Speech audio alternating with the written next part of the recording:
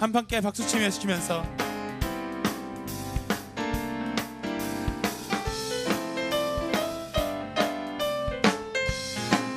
함께 아주 먼 옛날 아주 먼 옛날 하늘에서는 당신을 향한 계획이 있었죠. 하나님께서 바라보시며 좋았더라고 말씀하셨네. 이 세상 그 무엇보다 귀하게 나의 손으로 창조하였노라. 내가 너로 인하여 기뻐하노라. 내가 너로 인하여 기뻐하노라. 내가 너를 사랑하노라. 우린 함께 옆사람 바라보시면서 사랑해요.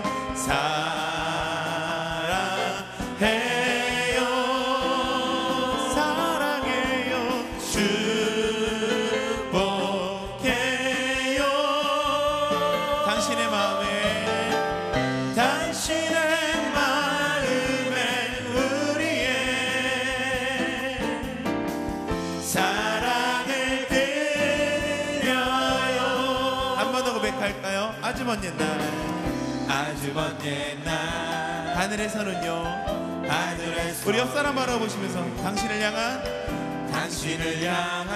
계획이 있었습니다. 계획이 있었죠. 하나님께서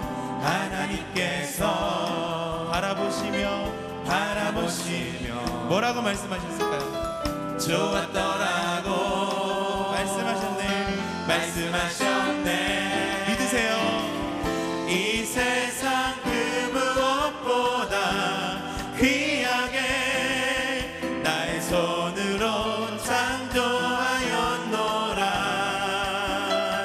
내가 너로 인하여 기뻐하신대요. 내가 너로 인하여 기뻐하노라. 내가 너를 사랑. 우리 양손을 펼치시고 서로 바라보시면서 고백해볼까요? 사랑해요. 쑥스러워하지 마시고 서로 눈을 바라보시면서 고백해보세요. 축복해요. 축복해요.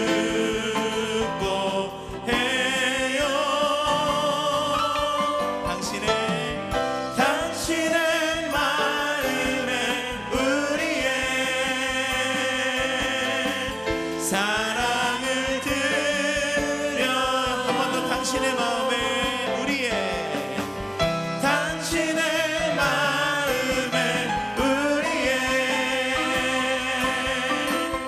사랑을 드려요. 우리 서로 옆 사람 좀 안아주시면서 고백해 봅시다. 당신을 사랑합니다. 네. 자, 이 시간 우리가 함께 또 한 곡 새로 부를 텐데요. 이 지난주 우리 보메이에서 이 시간에 좀 특별한 노래 또 한번 정해봤습니다. 찬양은 아니지만 하나님께서 태초부터 우리의 만남을 예정해 놓으신 것처럼 우리가 이 노래 교회에서도 가끔 부릅니다. 우리 이 노래 특별한 날에 한번 부르는데 한번 이 시간 이 노래 한번 부르시면서 함께 우리가 그 하나님의 우리를 만나게 해주신 것을 함께 우리가 서로 기뻐하고 이 시간 나눴으면 좋겠습니다.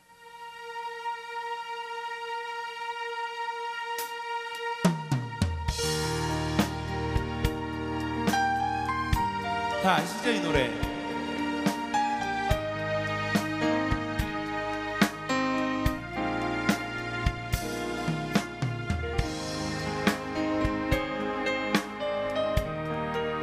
우리 옆사람 바라보시면서 이렇게 한번 나눠볼까요? 반갑습니다. 우리 만남은 우연이 아니야. 그것은 우리의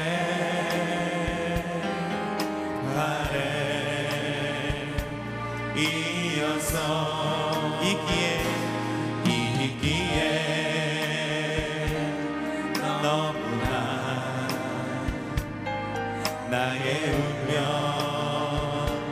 운명이었기에 바랄 수는 없지만 영원을 태우리. 돌아보지 마라,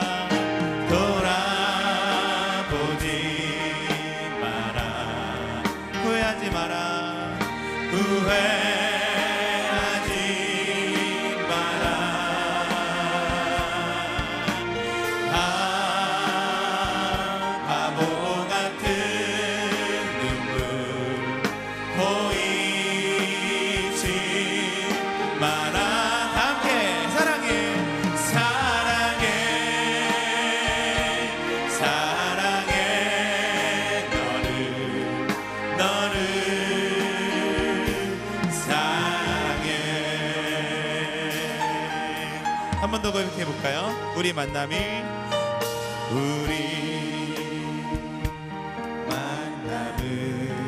우연이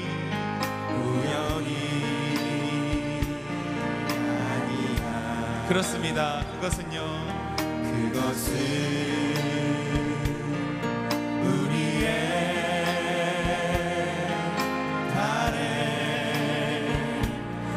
우리 이번엔 여러분들의 목소리로 있기에 너무 잘하십니다.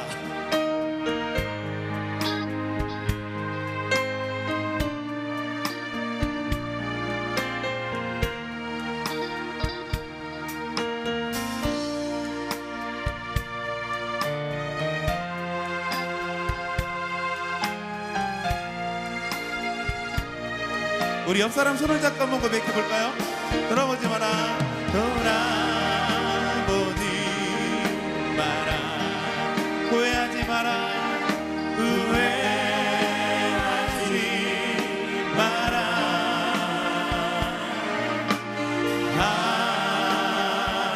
바보 같은 눈물 우리 서로 옆 사람 바라보시면서 사랑해, 사랑해, 사랑해 너를 다시 한번 돌아보지 마라, 돌아보지 마라, 후회하지 마라, 후회하지 마라.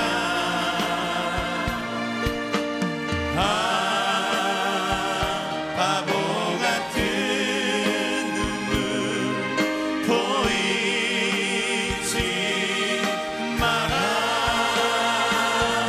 사랑해, 사랑해 너를 한 번 더 서로 옆 사람에게 사랑해, 사랑해 고백해 주세요. 눈으로 사랑해 너를 사랑해. 우리의 이 만남을 허락하여 주신 하나님 앞에 영광의 박수 올려드리겠습니다. 우리 옆 사람 이렇게 한 번 더 안아주시면서 고백해 주시겠어요? 당신을 사랑합니다. 꽉 안아주세요. 아멘. 우리 다시 한번 하나님 앞에 영광의 박수 함께 올리겠습니다. 아멘.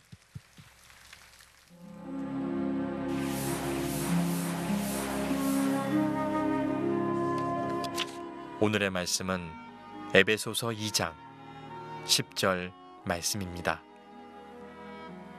우리는 그가 만드신 바라 그리스도 예수 안에서 선한 일을 위하여 지으심을 받은 자니 이 일은 하나님이 전에 예비하사 우리로 그 가운데서 행하게 하려 하심이니라. 아멘. 설교 그러면 여러분들이 목사님들이 하시는 성경 말씀을 전하는 시간이라고 생각하지 맞죠? 그런데 제가 오늘 설교를 하면서 여러분들이 가지고 계신 그런 생각들을 조금 이렇게 꺼내보는 시간을 좀 가져보려고 합니다. 작년에 한국전력에서 그 인턴 사원들 면접을 보면서 면접관들이 이런 질문을 했다고 해요. 당신에게 갑자기 10억이 생기면 그 10억 가지고 어떻게 사실 겁니까? 이런 질문을 했대요. 그랬더니 대부분의 젊은이들이 갑자기 나한테 10억이 생기는 행운이 오면 너무나 좋겠다라는 생각은 하지만 그 돈 가지고 어떻게 쓰고 어떻게 내 인생의 행복을 위해서 어떻게 투자하고 살겠다, 이런 얘기를 그 면접관들에게 합격을 받을 만큼 감동적으로 하는 사람들은 별로 없더라는 거예요.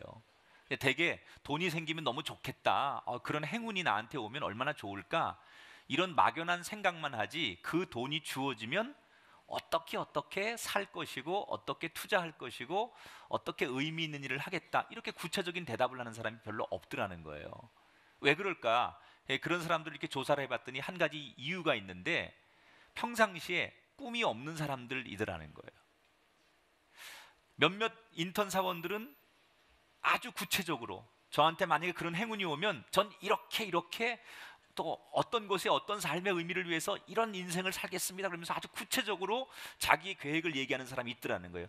그 소수의 정말 대답을 잘한 사람들을 이렇게 분석해 보니까 그들은 한결같이 평상시에 꿈을 가지고 사는 사람들이더라는 거예요. 여러분, 우리가 인생을 살면서 어느 날 갑자기 내게 엄청난 행운이 찾아와도 평상시에 꿈이 없는 사람은 그 행운이 나에게 정말 행운이 되지 않고 불행이 되는 것을 보게 돼요. 실제로 통계에 의하면 우리 주변에 로또 복권이라든지 엄청난 그렇게 행운을 만난 사람들, 갑자기 대박난 사람들이 몇 년이 지난 다음에 조사를 해보니까 불행한 사람이 훨씬 더 많더라는 거예요. 우리나라도 그렇고 외국도 그렇고. 뭐 예를 들어서 수십억 수백억의 로또 복권에 당첨이 됐는데 한 10년 지난 다음에 그 사람들을 다 역추적해 보니까 이혼을 했거나 가정이 파탄났거나 개인 파산을 했거나 무슨 도박에 중독이 됐거나 구치소에 가 있거나 너무너무 어려운 일들을 많이 당했더라는 거예요. 남들보다 더 좋은 조건을 가지고 행복하게 살아야 되는데 왜 이 사람들이 이렇게 인생이 망가졌을까? 그리고 그들을 심층 면접을 해보니까 한 가지 이유가 있더라는 거예요. 평상시에 꿈이 없었고 준비가 되지 않은 사람에게 행운이 찾아오면 그 행운이 그들에게 복이 아니라 독이 되더라는 얘기예요. 여러분에게도 마찬가지입니다.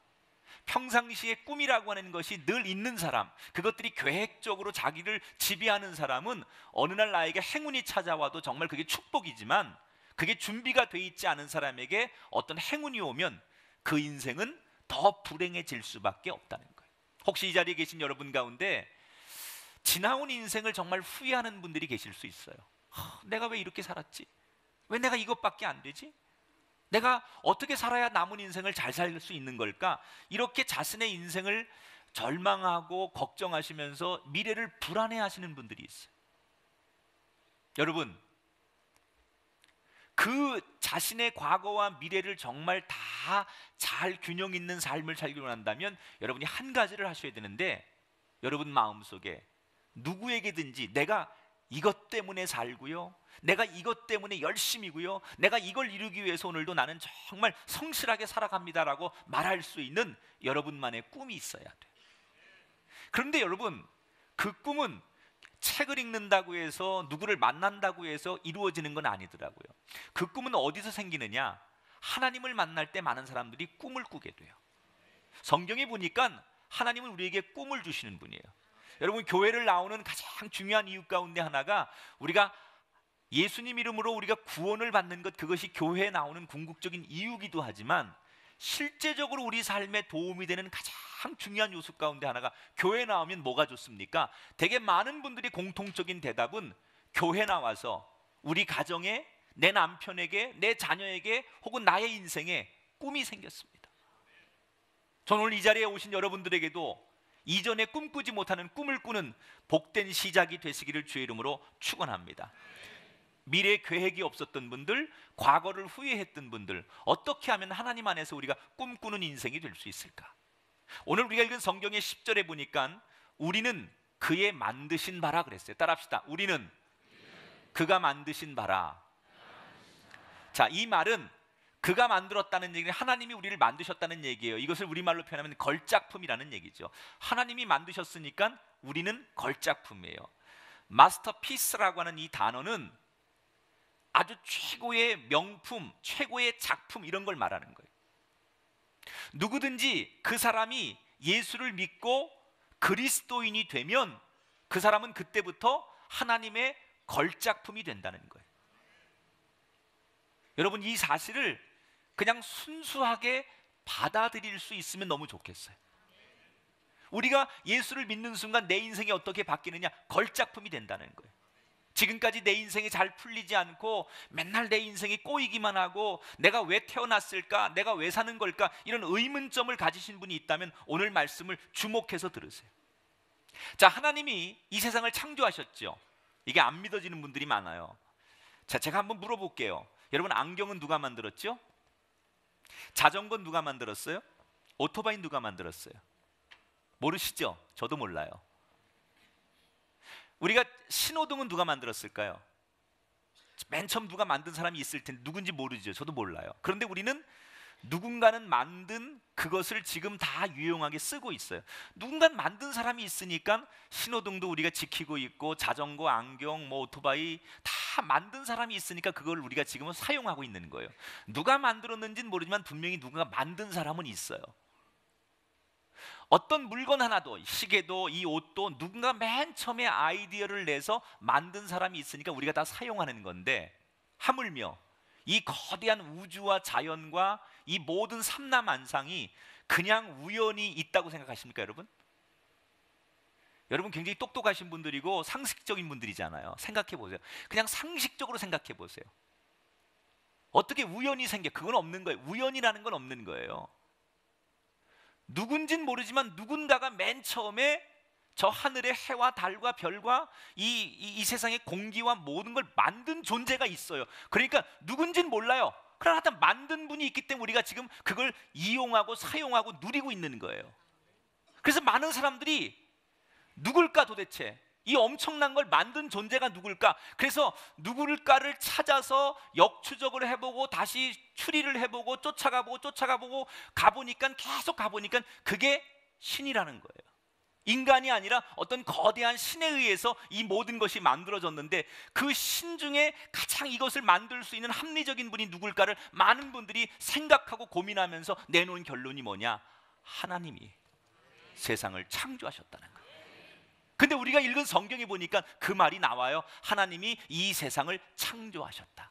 그러니까 모든 것은 하나님이 창조하신 거고 그 하나님의 창조에 의해서 우리가 누리고 사는 거예요. 그런데요, 하나님이 뭐 자연을 만드시고 해와 바다와 육지와 동물들 모든 걸 만드셨는데 창조의 마지막으로 하나님이 창조하신 마지막이 뭐냐?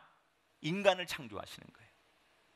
근데 그 인간은 하나님의 형상을 따라서 하나님의 모습을 따라서 우리를 만들었다 그랬으니까 아마 우리가 이 다음에 하나님 나라에 가면 하나님이 어떻게 생겼을까? 우리 모습처럼 생기시지 않았을까? 성경은 그렇게 말하니까요. 근데 형상만 하나님의 형상을 따라서 만든 게 아니라 우리 안에 속성도 하나님의 속성을 닮아서 우리를 만드셨다 그랬어요. 여러분, 하나님이 모든 걸 만드실 때 저와 여러분 인간을 하나님의 형상을 따라서 직접 하나님께서 만드시고 창조하셨다는 얘기예요. 하나님이 만들면 그건 최고예요. 여러분, 누가 만들었냐에 따라서 값어치가 달라지는 거예요. 피카소가 그림을 그렸습니다. 여러 가지 그림을 그렸어요. 연필로 그리고 붓으로도 그리고 물감으로도 그리고 뭐 여러 가지 그림을 그렸는데 풍경화도 그리고 인물화도 그리고 뭐 많은 그림을 그렸어요. 그런데 어떤 그림을 그렸든 간에 피카소가 그린 그림은 다 걸작품이에요. 피카소가 그린 그림은 다 비싸요. 무슨 얘기를 해도 반응이 없는 여러분, 피가 토해지려고 그래요. 피카소가 그린 그림은 다 명작이에요. 그 그림이 우리가 볼 때 이게 무슨 그림이야 라고 말할지 모르지만 이게 피카소가 그린 그림은 다 시소 가치가 있고 피카소가 손댄 건 다 비싸요. 왜? 피카소가 그렸기 때문에. 내가 그린 그림은 쳐다보지도 않아요. 내가 4박 5일 동안 잠 안 자고 그렇게 열심히 그렸는데 내 그림은 보지도 않아요. 그런데 피카소가 그렸다 그러면 1분 만에 그린 그림일지라도 피카소의 그림은 걸작품이에요. 저와 여러분을 누가 만들었어요? 하나님이 만드셨어요. 하나님이 우리를 창조하셨어요. 그러면 여러분은 분명히 걸작품이에요. 누구하고도 비교할 수 없는 너무나 엄청난 대단한 분들이에요. 그런데 하나님이 우리를 만드실 때, 걸작품으로 만들 때 우리 외모만 걸작품으로 만든 게 아니라 우리 안에 달란트나 은사나 재능을 다 주셨어요. 저는 참 하나님의 그 창조의 섭리가 놀랍다고 생각해. 모든 인간이, 지구상에 있는 인간이요, 다 지문이 달라요. 다 비슷비슷하게 생겼잖아요. 다 2m 안 되는 건 다 비슷하고 우리가, 그죠?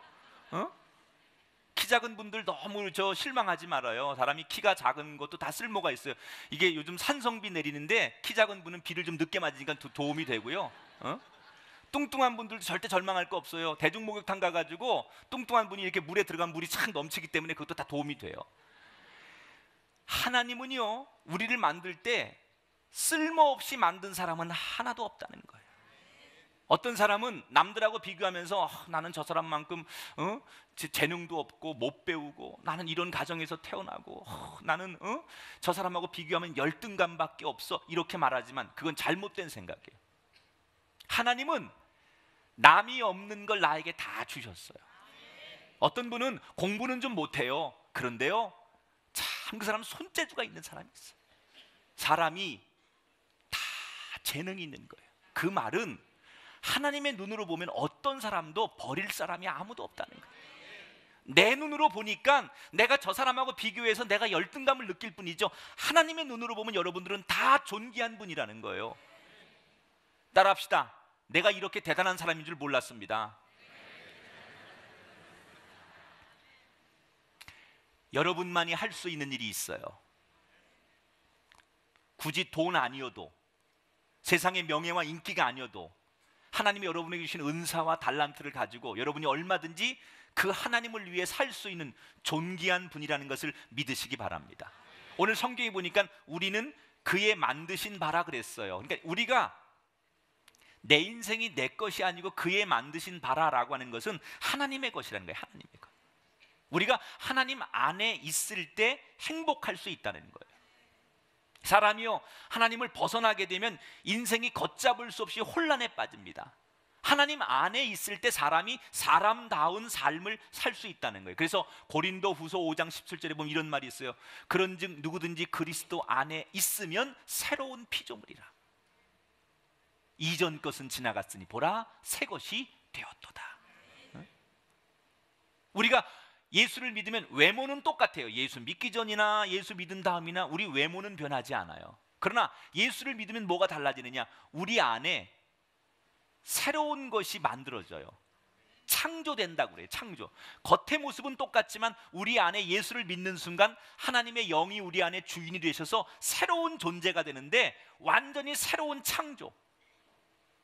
오늘 이 시간에 자기의 과거를 지워버리고 싶은 분들, 내가 살아온 인생이 너무나 후회되시는 분들, 내 지긋지긋한 과거의 고통으로부터 멀어지고 싶은 분들, 누군가를 보면서 실망하셨던 분들, 그런 분들에게 권해드립니다.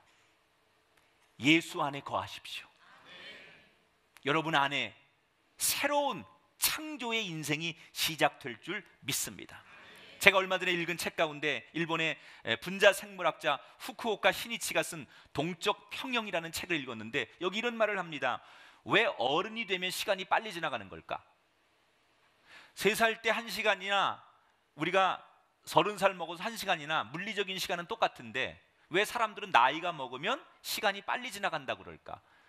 30살에는 시속 30km 인생이 간다고 그러고, 40살에는 40km로, 50살에는 50km로, 80대이신 분들은 시속 80km로 시간이 간다고 그러잖아요. 저는 아직 30대라 30km밖에 안 가거든요. 왜 나이가 먹으면 시간이 빨리 간다고 사람들이 느끼는 걸까? 그 이유가 의학적으로 이분의 얘기에 의하면 일리가 있다는 거예요. 이분의 얘기에는 이런 얘기를 합니다. 우리 몸속에 체내 그 시계가 서서히 느려진다는 거예요. 쉽게 말하면 우리 몸이 나이가 먹으면서 노화가 시작되는데, 신체가 낡아지면 감각이 예민해지지 못한다는 거예요. 그러니까 어릴 때나 젊을 때는 감각이 예민해가지고 시간 가는 걸 정확히 인지를 한대요. 그런데 우리 몸이 나이가 먹으면 노화가 생기기 시작하면서 시간은 흘러가는데 그 시간이 흘러가는 것을 인지를 못한다는 거예요. 그래서 어른들이 하는 얘기가 이제 한 2달밖에 안 지난 것 같은데 벌써 1년 지났어? 이렇게 얘기하는 것은 감각이 못 따라간다는 얘기예요. 여러분, 우리가 나이가 먹으면 누구나 다 노화가 옵니다. 우리 육신은 믿을 게 못 돼요. 우리 육신은 시간이 가면서 점점 노후되고 별 볼 일 없는 존재가 된다는 거예요. 그래서 자기 육신을 믿거나 세상을 믿고 사는 사람은 늘 불안할 수밖에 없어요. 그런데 하나님은 우리가 나이가 먹어도, 우리가 병들어도, 우리가 시간이 많이 지나도 우리를 개의치 않고 늘 새로운 존재로 만들어 주시는 분. 그래서 하나님 안에 있으면 늙어도 꿈을 꾸게 되고, 예수 믿으면 병들어도 희망을 갖게 되고, 예수 믿으면 환난과 핍박과 실패가 와도 소망을 갖고 사는 거예요. 우리 주변에 왜 예수 믿는 사람들은 뭐 환난이 와도 핍박이 와도 실패가 와도 감사하지라고 궁금해하시는 분들, 그것은 그 나름대로 이유가 있다는 거예요. 하나님이 그들 속에서 날마다 새로운 창조의 은혜를 주시기 때문에 하나님과 함께하는 인생은 나이가 먹고 실패하고 병들어도 늘 젊게 사는 거예요. 여러분, 자긍심을 가지십시오. 여러분들이 하나님이 그렇게 사랑하는 사람이고 하나님 앞에 그렇게 쓸모 있는 사람이라는 자긍심을 가지시길 주의 이름으로 축원합니다. 자, 오늘 10절에 보니까 그리스도 예수 안에서 선한 일을 위하여 지으심을 받은 자니 이 일은 하나님이 전에 예비하사 우리로 그 가운데 행하게 하려 하심이라 그랬어요. 하나님 우리를 만드셨는데, 걸작품을 만들었는데 이렇게 벽에다가 액자에 걸어놓고서 우리를 지켜보려고 하나님이 우리를 걸작품으로 만드신 게 아니라는 거예요. 왜 우리를 만드셨느냐? 저와 여러분을 왜 이 세상에 하나님이 이렇게 태어나게 하시고 살게 하셨느냐? 하나님은 애초부터, 태초부터 저와 여러분에게 계획이 있으시다는 거예요. 어떤 계획이 있으시냐? 우리 모두를 하나님의 영광을 위해서 다 쓰게 하시려고. 그러니까 여러분은 하나님에 의해서, 하나님이 계획한 대로 쓰임 받기 위해서 이 세상에 창조된 사람들이라는 거예요. 나는 별로 하나님 앞에 할 게 없는데, 나는 별로 하나님 앞에 내가 드려질 게 없는데, 그렇지 않습니다. 여러분들에게는 여러분이 모르는 엄청난 충분한 자질과 은사가 있다는 거예요. 여러분, 제가 어릴 적에, 제 나이쯤 되시는 분들은 다 그거 느낄 거예요. 참 저희 때는 공책 하나, 연필 하나가 귀했어요. 그래서 연필 하나 가지고 진짜 그거 잊어먹지 않고 끝까지 필통에 놓고 그걸 연필을 끝까지 쓰는 거예요. 몽당 연필이라고 하죠. 연필이 다 닳아가지고 요만큼 손마디만큼만 남아도 그 연필 버리지 않습니다. 나중에는 손으로 쥘 수 없을 정도가 되면 볼펜 깍지에다가 그걸 껴가지고 그거 가지고 글씨 쓰고, 그거 가지고 그림 그리고, 그거 가지고 얼마나 많은 일을 해요. 몽당 연필, 요즘 같은 아이들은 연필 쓰다가 반만 써도 버리고 조금만 연필이 작아지면 못 쓴다고 팽개치지요. 그리고 한쪽 구석에 두지요. 그런데 우리 때는 그 몽당 연필 요 손마디만한 거 하나만 있어도 끝까지 볼펜 깍지에 껴가지고 마지막까지 그걸 다 썼지 않습니까? 저만 그랬나 보죠? 여러분 다 집이 부유해가지고 넌 그렇게 살았구나 뭐 그런 눈으로 쳐다보시는데 그런 거였구나, 죄송합니다. 근데 여러분, 그 몽당 연필이 쓰다가 버려지고 볼품없는 거지만 그걸 볼펜 깍지에서 끼워가지고 쓰면 그거 가지고 멋있는 소설도 쓰고, 멋진 시도 쓰고, 멋진 그림도 그리고, 멋진 답안지 정답도 쓰고, 이 자리에 어쩌면 자기 자신을 바라볼 때 나는 몽당 연필같이 느껴지는 분이 계실 거예요. 난 너무 초라하고 이제 너무 내가 기운도 없고 능력도 없고 보잘것 없고 초라하게 느껴지는 자기 자신이 몽당 연필처럼 사람들에게 주목받지 못하고 스스로도 자기의 가능성을 인정하지 않는 분이 계실지 몰라요. 근데 하나님이 그 몽당 연필을 버리지 않고 끝까지 그 몽당 연필을 하나님이 다 달 때까지 붙들고 쓰시면 그 몽당 연필도 쓰임을 받는 거예요.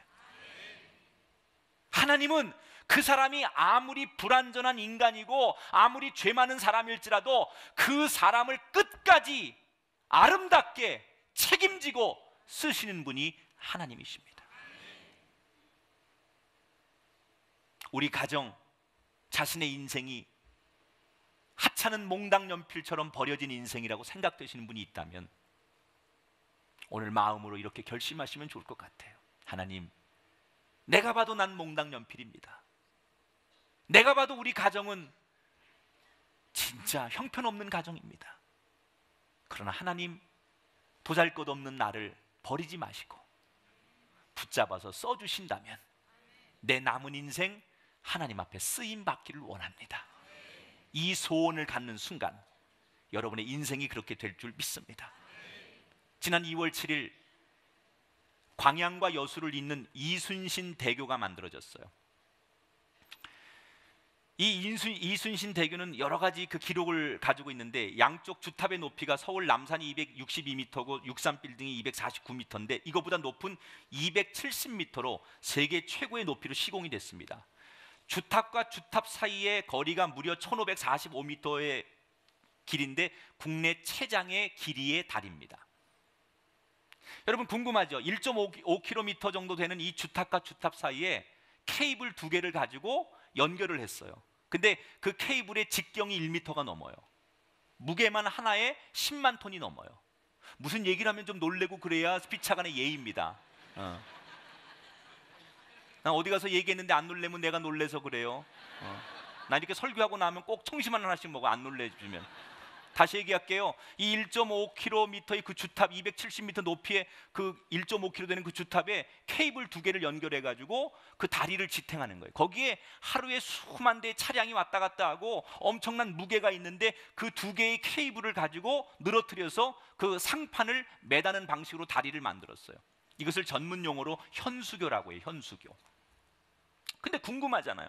그렇게 높은 꼭대기에다가 이 지름이 1m가 넘는 그리고 저 하나에 10만 톤이 넘는 무게, 그러니까 2개니까 20만 톤이 넘는 그 케이블을 어떻게 연결을 했을까? 1m도 아니고 1.5km를 어떻게 연결했을까? 어떻게 했을 것 같아요? 간단합니다.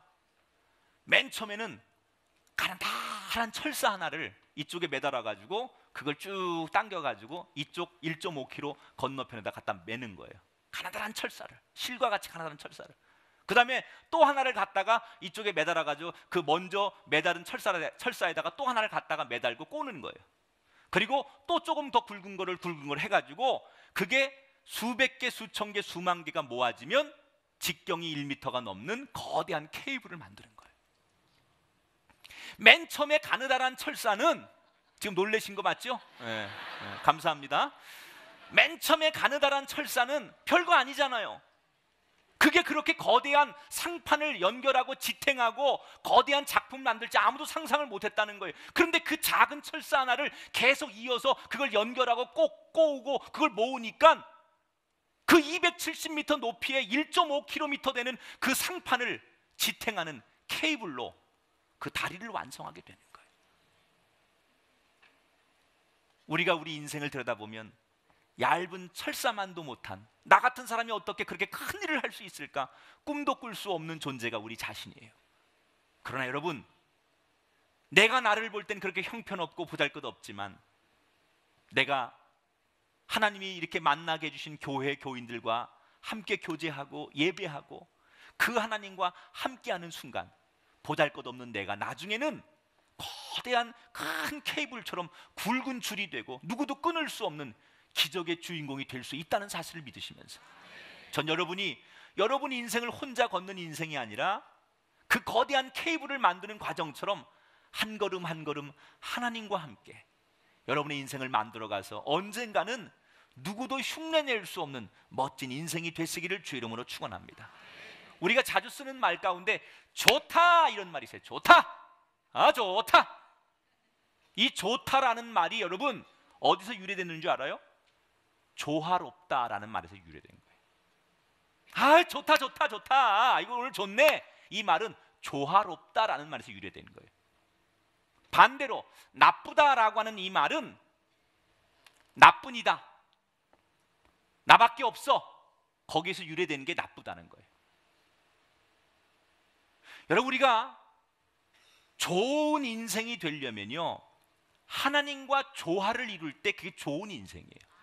하나님 없이 어차피 인생은 내가 사는 거야, 내가 개척하는 거고 내가 노력하는 거고 내가 열심히 하면 되는 거지, 나만 잘 살면 되지. 그래서 하나님 없이 내 마음대로 내 생각대로 내 계획대로 나만 정직하고 나만 양심껏 살면 되지. 그래서 나 혼자 걸어가는 인생은 결국 마지막 인생의 끝에 보면 나쁜 결과, 초라하고 볼품없고, 그래서 후회하는 거예요. 내가 그렇게 열심히 살았는데, 내가 앞만 보고 뒤도 돌아보지 않고 한눈 팔지 않고 나는 정말 정직하게 최선을 다해 살았는데 왜 내 인생의 결과가 이거밖에 안 되지요? 라고 후회하는 분들,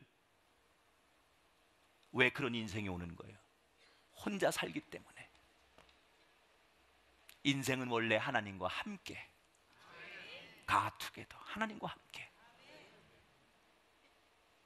난 여러분 모두가 지금까지는 홀로 걸어온 인생이었다면 이제부터 우리를 만드신 그 하나님과 함께 걸어가는 인생 되셔서 여러분 삶에 정말 누구도 다 여러분을 지켜보는 사람들에게 참 당신의 인생은 참 보기 좋습니다, 당신의 인생은 참 아름답습니다 라고 박수 쳐줄 수 있는 그런 인생들이 되시기를 주의 이름으로 축원합니다. 이제 우리 자리에서 일어나셔서 자 위에 계신 분들과 함께 인사할 때 다시 한번 이렇게 인사하겠습니다.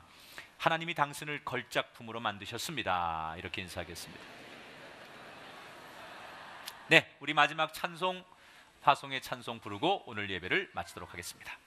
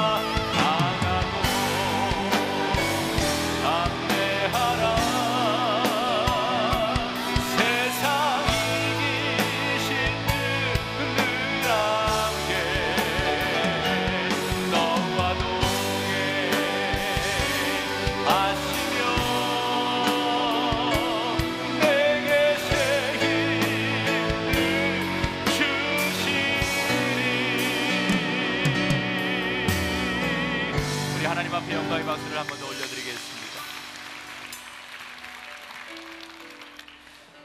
자, 한번 눈을 감아 보시고요. 조용히 여러분 두 손을 가슴에 한번 얹어 보십시오. 가장 우리가 진실해질 수 있는 시간, 누구의 방해도 받지 않고 자기와 하나님이 직면하는 시간이 이 시간이라고 생각합니다. 여러분 마음을 편안하게 가지시고 제가 여러분을 위해서 축복의 기도 드리겠습니다. 하나님, 오늘 참으로 많은 분들이 주일 예배에 참석했습니다. 예수를 만난 사람과 만나지 않은 사람의 인생은 분명히 차이가 있습니다. 왜 우리는 예수를 믿어야 하는지, 왜 내가 내 인생이지만 하나님과 함께 걸어가야 하는지 오늘 예배를 드리면서 많은 것을 생각하고 느끼고 또 고민하고 그리고 질문하게 하셔서 궁금한 답을 찾는 우리 인생들 되게 하여 주옵소서. 아무리 많은 것을 갖고 좋은 환경과 좋은 친구가 있어도 우리 인생이 늘 목말랐다면 마셔도 목마른 것이 세상이 주는 것이라면 한 번 마시면 영원히 목마르지 않는 생수와 같은 진리이신 예수님을 내 안에 모시는 그 은혜가 오늘 예배에 참석한 우리 모두에게 있게 하여 주옵소서. 마음의 불안과 걱정과 염려와 그리고 육신의 질병과 세상 근심으로 오늘도 걱정하는 분들에게 예수의 이름으로 축복하고 명령하노니 모든 근심과 절망과 질병과 분노는 떠나갈지어다. 하나님 주시는 평안이 우리의 마음속에, 우리의 가정 속에 자리 잡게 하셔서 날마다 하나님과 더불어 기쁘고 행복하고 감사한 인생들이 되게 하여 주옵소서. 지긋지긋한 겨울은 지나가고 행복한 봄이 우리 인생에도 찾아오는 그 시작이 되게 하여 주옵소서. 이제는 우리 주 예수 그리스도의 은혜와 하나님 아버지의 극진하신 사랑하심과 성령님의 감화 감동 역사하심이 진짜 내 인생의 봄을 원하고 그 봄을 소유하며 봄처럼 정말 나비처럼 꽃처럼 환한 인생을 맞기를 소원하고 그 인생을 누리는 모든 성도들 머리머리 위에 귀한 가정 위에 이제로부터 영원토록 함께 하시기를 간절히 축원하옵나이다.